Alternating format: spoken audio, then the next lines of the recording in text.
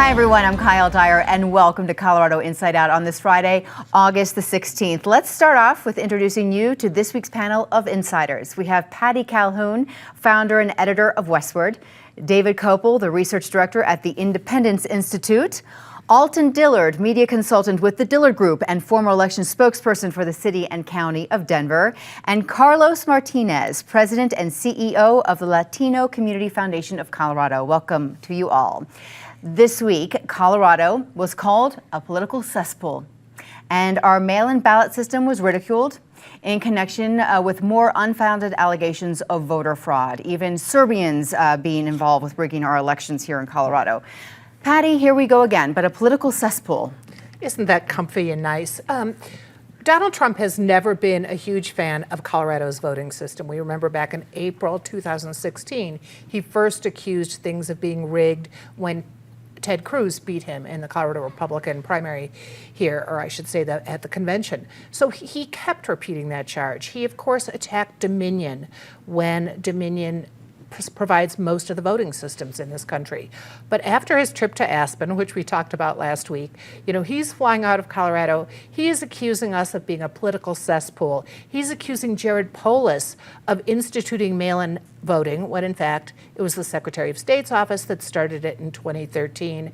And then on top of it, we had the really delicious, all those campaign photos of Detroit showing the crowds of 10 or 15,000 are fake. It's all AI. Well, we were lucky enough, our photographer, Evan Simone, was there, and we posted his video and his photos of the 15,000 people, but he could have been AI too. David. Well, as Patty said, there were real photos taken by real photographers there, and then some unknown person did an AI alteration of it to make it look like obviously fake AI, like with people having extremely long fingers, things like that, and that's what Trump fell for, but there's no evidence that photo came from the Harris campaign. What actually is fake is that the Harris campaign has been buying Google ads to reprint mainstream media newspaper articles about her and altering the headlines and the text within the ads to fake them to make them sound pro-Harris. Trump's core problem is that the majority of the American people agree with him on most issues more than they agree with Harris, but also the majority of the American people don't like him personally. So what he ought to be doing is talking about the issues all the time. And we shouldn't forget Tina Peters, who was convicted of violating the security of voting machines in Mesa County. And here's one lesson I think everybody can draw from the trial.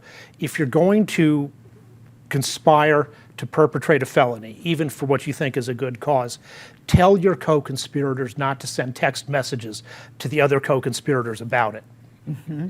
Alton? Ooh, lots to unpack there. So first of all, back to Trump. Trump voted early in the Florida primary. So politics is the art of the possible. And what I mean by that is a lot of the Republican playbook this year is going to be things that they had complained about before. Things like early voting or quote unquote ballot harvesting, which by law is legal in Colorado. You can return up to 10 voted ballots if you want to go grab ballots from your neighbors or whatever. You have the ability to do so. And one of the reasons that we vote not by mail but use the mail ballot delivery was because of the voter confusion that was happening prior to that. Because what was happening was in certain elections you were automatically mailed a ballot, but in other ones you had to request it. And then your phone's ringing at your elections office with people, where's my ballot? Well, you didn't sign up for one this time. Well, wait a minute, what's going on? So that is why Colorado's voting system is considered the gold standard nationwide. Okay, Carlos. So I think one of the things that I'm proud of here in Colorado is that we have a great legal framework for our election process that ensures fair and free elections. And I think Trump's comment, about calling us a cesspool is contributing to an authoritarian outlook about how we have fair elections. So what he's trying to do, go ahead, is chip away, and not just probably our state, but other states as well, that have great systems of free and fair elections, to start framing a different narrative for what free and fair elections is. For him, it's having control, having criteria of who can vote, how to vote, the process by which you can do that. So I'm glad that you brought this topic up, because for me, if we don't address it and ignore it, we're normalizing his comments and his behavior. So for me, what Tina ended up doing, Peters, in the Grand Junction, that she ended up listening to Trump and then acting on it, actually. And so when you start normalizing that kind of behavior, people start acting on it. And we need to go ahead and address that and not ignore it, because that is not a normal process for fair and free elections. Denver's homeless population increased by 12% between January of 2023 and January 24, despite the city spending $150 million to get more people into safe places to live. The annual point-in-time homeless count was released this week, and it did capture that 150 fewer people, or 11%, were living on the streets compared to the previous year. So there were less unsheltered people during this time. Even so, all these numbers come out at a time when Mayor Johnston is asking Denverites to pass a sales tax to pay for more affordable housing. David, this is showing once again that housing is very expensive for most people. It sure is. In terms of the number of people living on the street, we have now, the mayor spent $155 million, and we got 150 fewer people living on the streets. So that's about $1 million per. We could actually save a lot of money if you just find every person living on the streets, give them $250,000 and say, go rent yourself an apartment. So that doesn't look like they're spending money effectively, and yet they want much more money because now they think they can take over the housing business and do as well on that, apparently, as they're doing on homelessness. There's going to be a special session soon, and here's what the likely compromise on this is to get rid of two ballot measures. One would be a pretty small cut in residential property taxes, whereas what's on the ballot tentatively, Proposition 108 would cut them much more. And the second thing would be to limit local government revenue increases to either 5.5% or 6%, as opposed to a competing ballot measure that says 4%.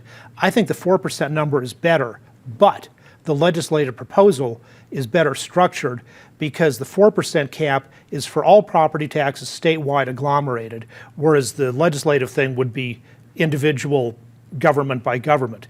I'm glad you brought that up, because I think a lot of people are confused with all the taxes before us. We have possibly the sales tax in Denver, the property tax issues statewide, and I believe the special session is the last Monday, Tuesday, Wednesday of August. Monday, Tuesday, Wednesday. Alton.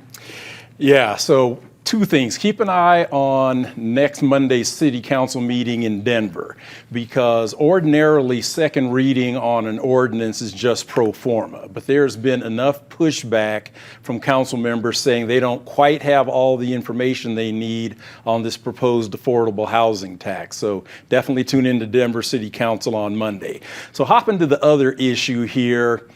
I've seen this whole game in action for years and years. It started a few times in Denver with big issues like marijuana legalization, all the way down to making backyard chickens legal.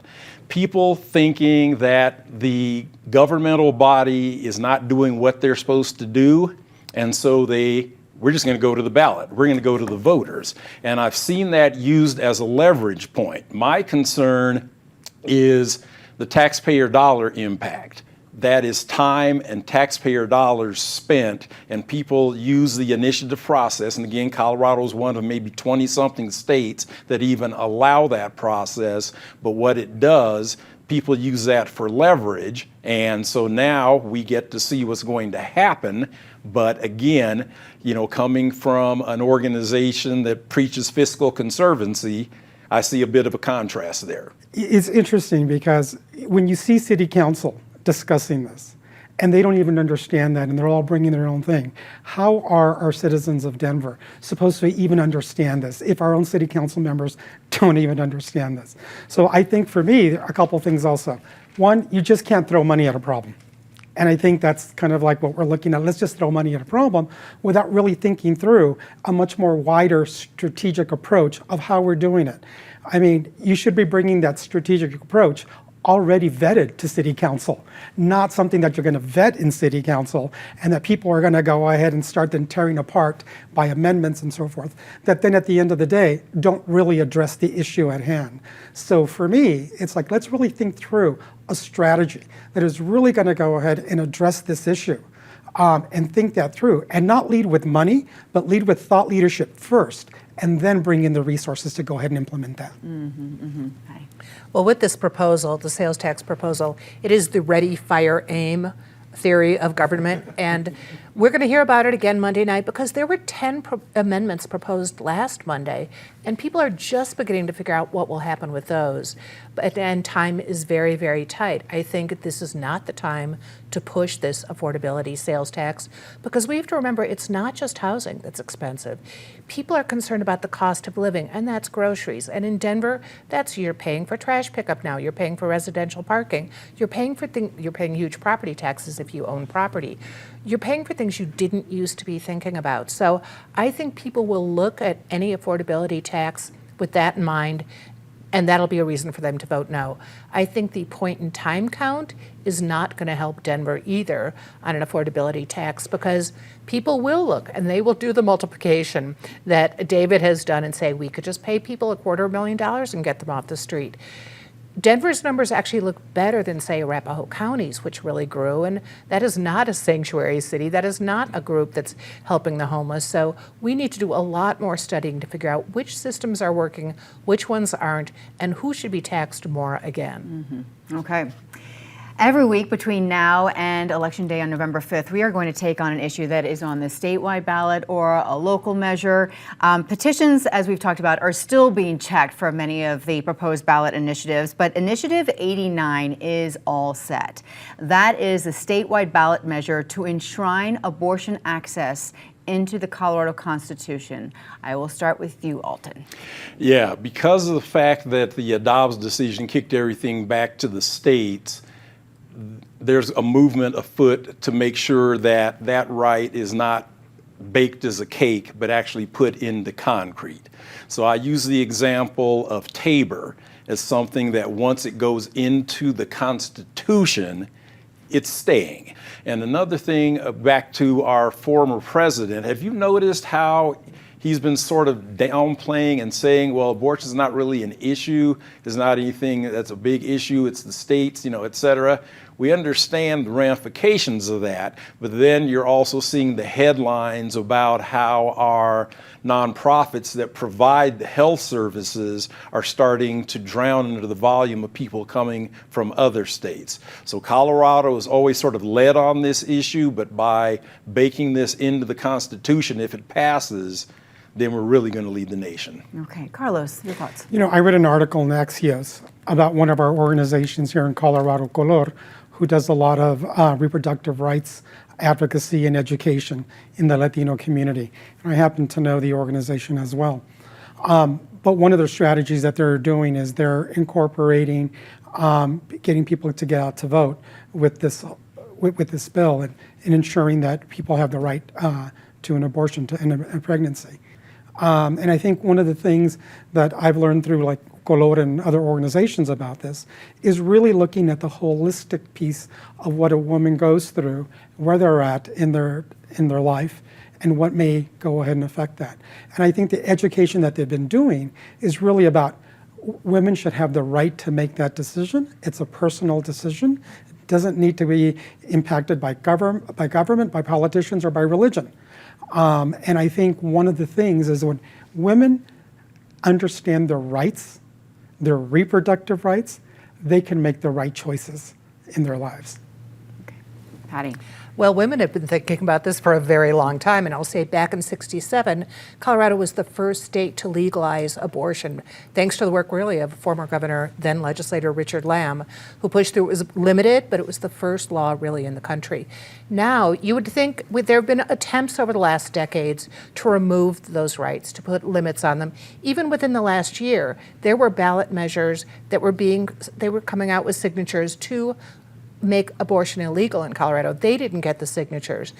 people would say that you didn't really need to make a push to enshrine this in the Constitution, that it would be safe in Colorado. But I think people wanted to make this effort because you look at Washington, you look at what's happening, and you're like, you want to enshrine this right in the Constitution. Colorado is not the only state pushing for this, looking at the national level, but I think Colorado is a state that will certainly pass it and realize women do have the right and the necessity of being able to make their own choices. The initiative would make, as a practical matter, 2 changes in Colorado law. First of all, it would repeal our existing constitutional provision that prohibits taxpayer funding for abortion. And the second thing it would do, it would eliminate the current statute that when a minor is scheduled for an abortion, the minor's parent or guardian must be notified 48 hours in advance. Not give consent, but just be notified. And there are ways to get out of the notification, such as if the minor tells her doctor that she's been abused or neglected, or pro bono lawyers are there, so the minor can go to a judge, and the judge can say, well, you're more mature enough to make the decision yourself. Okay, all right. It is back to school season, right? And in the Elizabeth School District, the Board of Education has put together a list of books that it is deemed inappropriate for children to access inside school libraries. Some books are already on the suspended list, others are up for public review. Carlos, I want to start with you because aside from your current leadership role, you once served as a Denver Public Library Commission president. Yes. Well, first of all, the freedom to read is within our democracy. When you look at the Elizabeth School District, and I looked at it and they say, our goal is to go ahead, provide great learning opportunities, contribute to the development of youth so that they could be successful in their life. Well, one of the things I want to say is that within schools, it's not just academic learning, but it's also the social development that we get within our schools of how I develop socially, how my emotional development as well. And why I have such a love for libraries is because they saved my life. Growing up in the 70s, I came to the terms that I was gay, but I couldn't go ahead and tell anybody that. What saved me was going to the library and doing my homework about, am I normal? Am I not? Am I a bad person? Because I'm really not a bad person.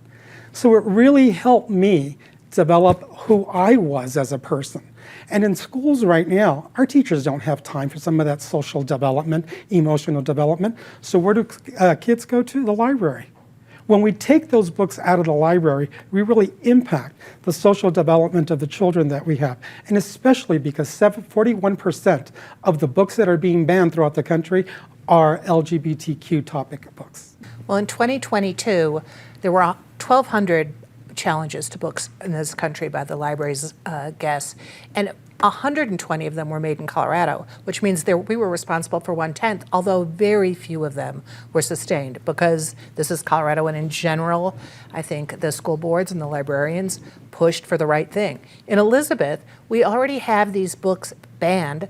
19 are off the shelves, even though, as far as we can tell, no parent, no teacher has really made the request that they be gone. So 19 are off the shelves, and as you point out, not very controversial books, although most of them are LGBTQ books, and another over 130 have been flagged for consideration to pull them off the shelves. So it's a disgrace in Elizabeth. We hope they see the light. They've already deterred the point of the measure that would have pulled them from classroom libraries. So teachers still have some freedoms, but it is a really bad move. David. Well, let's be precise here. So there are 19 books that are temporarily suspended. Right. Those were all in the middle school library. Actually, 6 of them are from the Crank series by Ellen Hopkins, who writes young adult novels in free verse. And so the first book in Crank is about loosely based on the author's daughter's addiction to crystal meth. It's got suicide and rape in it. Some parents might feel their 6th grader isn't ready for it. Other parents might want their 6th grader to read it because it's a cautionary tale about drug abuse, and at the end, the character who's been raped decides not to get an abortion. There's a much larger list of 138 books that are out there for public comment. The largest number by far of the 138 is books about religion of all different types, and they're all basically positive books about whatever religion they cover. There are some people who feel that public schools should have absolutely nothing to do with religion at all, so those people might not want those books in the library. I would disagree with that because religion's part of society and students should at least be able to learn about it in the library. Mm-hmm. Alton, your thoughts? My thoughts are reading is fundamental. Remember that Heard from that back line. in the day? Mm-hmm. And I'm of the generation where required reading were books like Are You There, God? It's Me, Margaret. That is part of a child's formation. And I am not a biological parent, I am a step parent. The world is a cold, cruel place. And the sooner kids learn that fact, the better. By shielding them, that's one of the reasons that they come out soft. You can tell that kids today don't know anything about some of the things that we did. Drinking from water hoses, being on a merry-go-round on an asphalt playground. That's how you learned. Yes, and then falling off. And that's how we learned growing up. I'm a basketball coach, so even though I'm not a biological parent, I have got kids everywhere from law school to being attorneys to being CDL truck drivers. And their parents are always like, thank you for coaching our kids hard. Thank you for being real with them. Okay, all right. Let's talk about some of the highs and the lows that we have experienced or witnessed this week. Patty, let's start with a low point, a disappointment. I'm not sure it was a disappointment because we have seen that Tina Peters got what she really probably deserved for her actions in connection with the 2020 election. People around the table have mentioned it. It was so disgraceful what she did, what she encouraged people to do. And I was really gratified to be reading how much MyPillow, like Mike Lindell, was behind some of these actions. So he's coming to Colorado on the 24th, and that's going to be a disgrace. Okay, David. Benny Blanco's Pizza has been a fixture at 13th and Pearl Street in Capitol Hill for 24 years, but now they're closing because, as the owner said, quote, we don't feel comfortable in the area anymore due to homeless and the decline of the neighborhood, and the one of the proprietors was actually attacked and maced. Oh, okay, all right. Alton. Yeah, mine is kind of adjacent to that. It's the ongoing violence. It's back to school time in a lot of Colorado. A lot of the metro districts are going to be going back to school. We had a situation in Aurora where a 17-year-old girl is accused of murdering a 14-year-old girl. We had the shootout in what I like to call Calhoun land, downtown Denver, where people were, innocent bystanders were shot, juvenile suspect there. You know, we just have to get our hands back around our kids. We cannot normalize youth violence. Mm-hmm. Yes. I think for me, one of the lows the last couple of weeks has been, I've been receiving a lot of emails from a lot of our nonprofits about asking if we can help with donations for back to school. Because of the inflation, higher cost of living, they're seeing a greater need for supporting our kids going back to school. So my low, it's unfortunate that, at least for me growing up, I was looking forward to going back to school. And my parents were able to afford the kind of things that we needed, and of course the school supplied some of that. But to see that our kids, don't have the supplies they need, I would imagine that sometimes it affects them mentally, that, oh my God, I'm going back to school, and I'm not ready to go back to school. Which is like, I don't have pencils, I don't have pens, I don't have paper. And it's sad to see that, in a place that we have so many resources that we can't go ahead and support that. Mm-hmm. So if you're able to go ahead and make donations to your local school for that, I encourage you to. That's a good idea. Thank you. Something positive. A few blocks away from here in Calhoun land, the Mercury Cafe is up for sale again. This is a Denver institution. It is a community gathering place for all kinds of people. The current owners just can't deal with it. They do say homelessness is not the problem anymore. The city cleaned up that part of town, but if you've ever wanted to own a Denver institution and continue it, go by the Mercury Cafe. Good. 36 present or past Coloradans competed at the Olympic Games recently, including Valerie Allman from Longmont, who won her second gold medal in discus with a throw of 228 feet. Awesome. I've missed the Olympics. I miss it. That's great. I love hearing all the stories about the Coloradans too. And my positive actually was born of yet another violent tragedy, but it spurred honest discussions about mental health in the Black community. So I'm going to shout out our 5 Points neighbor, Brother Jeff, and also Median Schaffner for having a frank discussion about when it's okay to say, I'm not okay. There is a big rift going on because of yet another violent incident, and just being able to be raw, emotional, and vulnerable and say, hey, we don't have all the answers, it's key to community mental health. Carlos. This weekend, the Colorado Immigrant Rights Coalition is having a statewide convening up in Fort Collins, and they're bringing together hundreds of immigrants to really support them in their leadership development, their civic engagement, and how they can give back to their communities. So we talk a lot about a lot of the newcomers coming in and really putting a lot of strain in our communities, but I want you to know that they're also out there figuring out how they can go ahead and give back, be part of our society, contribute, and be productive citizens. So I want to do a big shout out to the Colorado Immigrants Rights Coalition for the amazing leadership work they're doing with a lot of our immigrants here in Colorado. All right, thank you for that. My high, well, I'm about to check out and take some time off with my family before my girls head back to college, so I won't be here next week. Thank you, Krista Caver, who will be sitting in this chair for me, and there will be lots to discuss, of course, with the DNC taking place, and you'll be in the best of hands, of course. Thanks to this week's panel for coming in this week. We appreciate you, Carlos, first timer, did a great job. Thanks to all of you who are watching or listening along on our podcast on Spotify and Apple. I'm Kyle Dyer. I will see you back on PBS 12 the last weekend of August as we hit Labor Day weekend and our last call for summer. Until then, take good care, Colorado.